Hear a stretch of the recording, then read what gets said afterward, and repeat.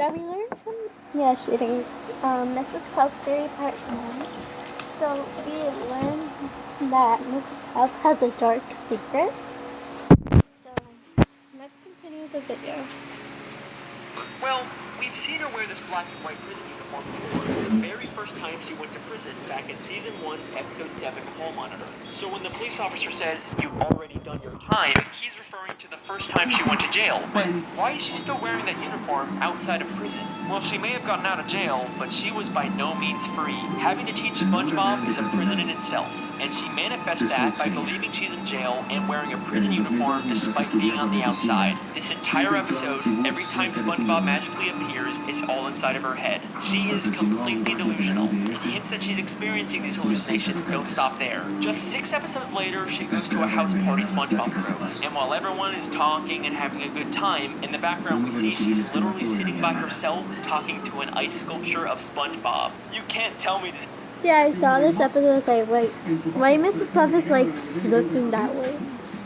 Even though there's no one in front of her. This isn't intentional. I mean, look at this. Now, back in the episode No Free Rides, there is a very strange picture inside of Mrs. Puff's home. It's a picture of Mrs. Puff inside of a picture of Mrs. Puff inside of a picture of Mrs. Puff, creating an infinite loop. This is something that has confused SpongeBob fans for years. But like everything in the show, there is a reason for it being there. One of the SpongeBob storyboard artists actually called it the biggest mystery in the entire show. If you think about it, this is just like the end of Doing Time, where she's stuck in an infinite loop of SpongeBob failing the driving test, because it's all symbolic of what her life is, just an endless cycle of SpongeBob taking the test and failing, and no matter what she does to try and escape, she always ends up back in the same place at the end of the episode. So this picture is another symbolic manifestation of what she's feeling. We even see another one of these pictures all the way in Season 9, Episode 5, Bumper to Bumper. This is something that the show is consistently alluding to. Mrs. Puff is an unreliable narrator, and anything we see with her could potentially all be inside of her own head. In fact, I believe I found another episode that takes place inside of her head. In Season 9, Episode 17, SpongeBob Long Pants, SpongeBob goes to a different boating instructor and actually gets his license. But as soon as he does, we briefly cut to Mrs. Puff waking up. You pass. I finally got my driver's license! Lock your doors, bar your windows, it's the end of the world! Now, this seems like it's probably just a throwaway gag where Mrs. Puff somehow senses that SpongeBob got his license, and it causes her to wake up and freak out. You know, it's a good bit, it's funny. But I have a question. If the joke is that she's supposed to be waking up at the exact time SpongeBob gets his license, how come she wakes up at night when SpongeBob clearly gets his license during the day? Because this entire episode actually takes place inside of Mrs. Puff's head, and this is the only part of the episode in the real world.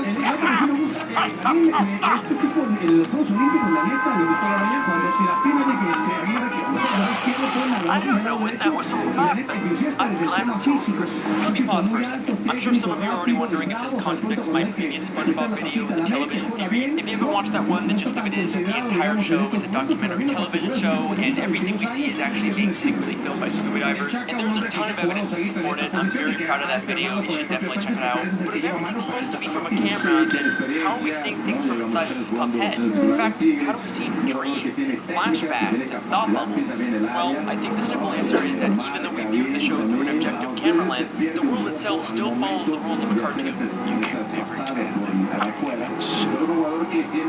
Wait, hold on! What's that? My pen is out of ink. Plankton!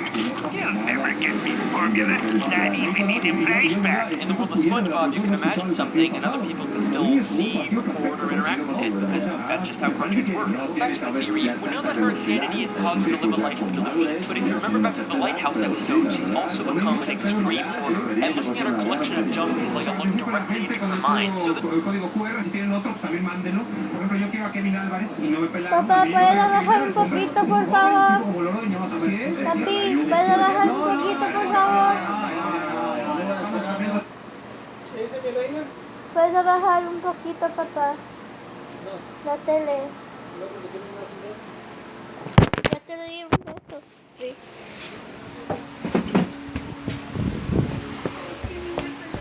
Tengo yo, la más hermosa de este mundo. Te amo tanto, mi vida. Te amo mucho, papi. Claro, papi.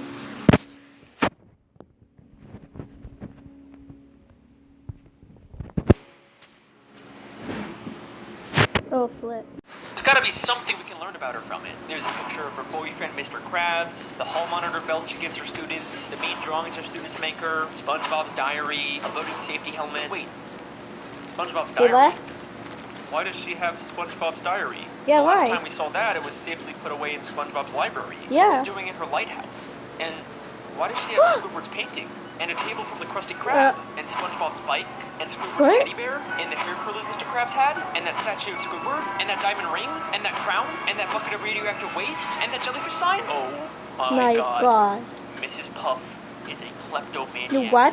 Mrs. Puff has been stealing from everyone in Bikini Bottom. I can even prove that her pet snail from season 3, episode 19 was stolen. My snail is up a tree. I've had her since I was a little girl. No! You've had that snail since you've been a little girl, huh? That's what and how she come said. that is the exact same snail Squidward had 4 episodes ago in the Great Snail Race? I wouldn't let Snelly here play with that mongrel mutt. She's a purebred. See, she even has her own papers. He even has her paperwork. Mrs. Puff clearly stole the snail from Squidward. But why the hell would Mrs. Puff steal all this other junk? What possible use could she have for any of it? We could find the answer to that question by looking at this green hat and this purple jacket. These were gifts Mr. Krabs bought her on their first date, but she ended up feeling uncomfortable receiving them and gave them back to him. I'm afraid I just don't feel comfortable accepting all these gifts. Except apparently she's not too uncomfortable to steal them back afterwards. So clearly Mrs. Puff isn't stealing this stuff because she wants to use it. She just steals for the thrill of it. Maybe stealing things is her way of coping with the insanity of her everyday life. And remember, this isn't the first time she's gone insane. You can get through this without losing your sanity.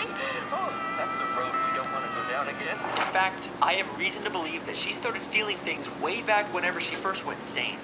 I hope I still remember how to do this. I don't think she's just talking about remembering how to make balloon animals. She's probably also referring to remembering how to steal a boat. And if that's not enough for you, in a SpongeBob comic book, she actually admits that she used to rob banks and she wears the exact same ski mask. Mrs. Puff lives a completely delusional and miserable life, all because she has to teach SpongeBob how to drive. It's led her to steal from the people she cares about and completely disassociate from reality. But that begs a very important question. If SpongeBob is causing her life to be so miserable, then why does she even keep teaching him? Yeah. After all the destruction and pain he's caused, she'd totally be justified to expel him, right? I mean, she will literally try and kill him so she doesn't have to teach him, but for some reason she can't just expel him.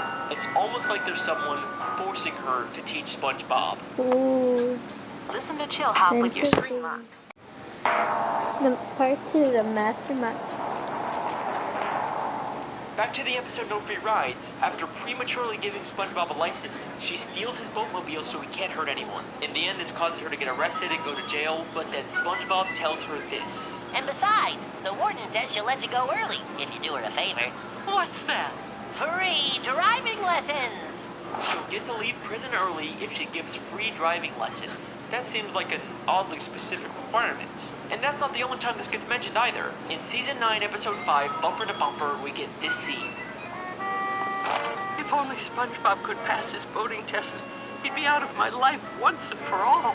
Unfortunately, I keep getting reminded of the consequences if I get too angry with the little nuisance. Consequences. Are you telling me that if she refuses to teach SpongeBob specifically, she'll be violating her parole and get sent back to jail? Why does What? the prison even care if Mrs. Puff teaches SpongeBob? Is it just part of some weird community service? But things start to get really suspicious at the end of Season 7, Episode 5, Summer Job. Once again, Mrs. Puff ends up in jail, but this time she's forced to go to a prison boating school. Oh, wow! A driver's education class! Good day, class!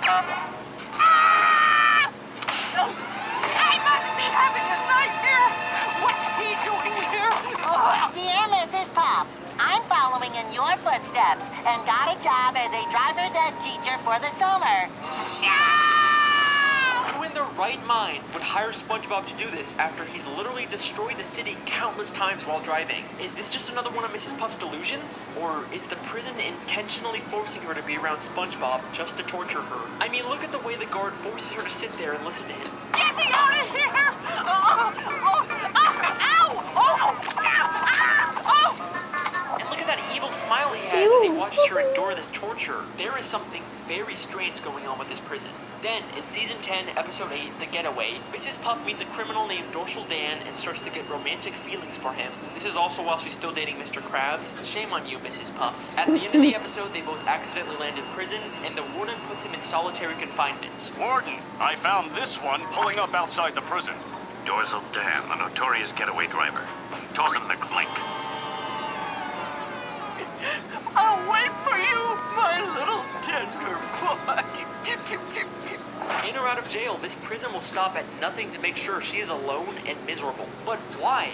Who's behind all of this? Why would anyone care this much about torturing Mrs. Puff? Who's the mastermind pulling the strings? Well, maybe it has something to do with her old life in New Kelp City. Maybe she crossed someone and they've been plotting their revenge ever since. But I've looked in every single frame of New Kelp City, and there is nothing connecting it back to the prison. I've looked literally everywhere, and there's not a single person from the city that has anything to do with Mrs. Puff. Well, no. Well, I mean, maybe except for the literal warden of the prison she's being kept in. He may be hiding slightly off screen, but that is clearly the same warden of the Bikini Bottom prison. And this isn't some random background character that the show reuses all the time. He is a very distinct character. You can call me out on the Squilliam video all you want, but not this time. But wait a second.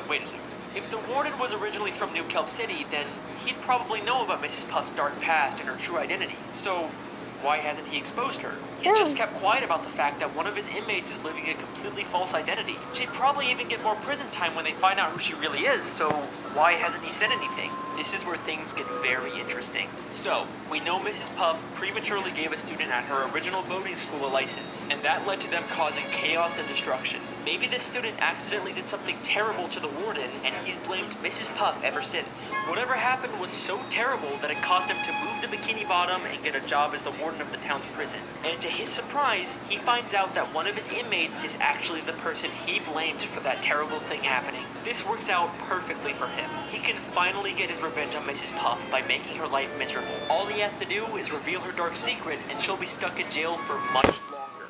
Except for one small issue with his plan. Mrs. Puff likes being in prison. One day down, 2,528 to go. That's just shy of 4 years without SpongeBob. I'm going to enjoy this. So, he comes up with a new plan. Keep Mrs. Puff secret and let her out of prison early, but only under the condition that she has to teach SpongeBob. He's literally turning her normal life into a prison. And he makes sure going back to prison to avoid SpongeBob isn't even an option for her anymore, because he'll make sure that SpongeBob is always in there with her. And he's not gonna let her escape